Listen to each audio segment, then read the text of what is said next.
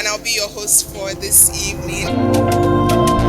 Heirs of Faith was a very, very easy read and very refreshing too. I feel this book is a blessing in disguise to my generation, even though it looks like it was more written for parents.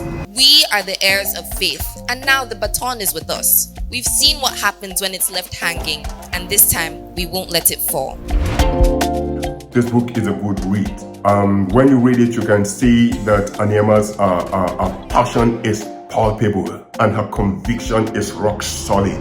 Beyond our offspring, let's think about segments of society that are often underserved, that are often neglected. And I'm pointing especially to these street children. God will help us as we do so.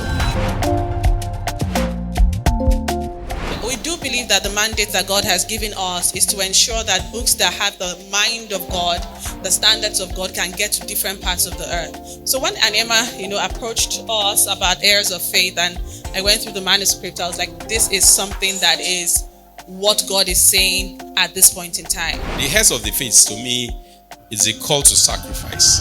Thank you for the heirs of the faith. The Bible says, buy the truth and sell it not.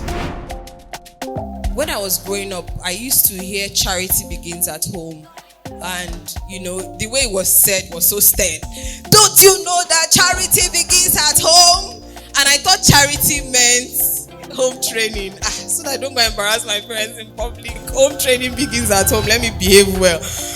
But as I grew up, I realized that charity means love. God is love.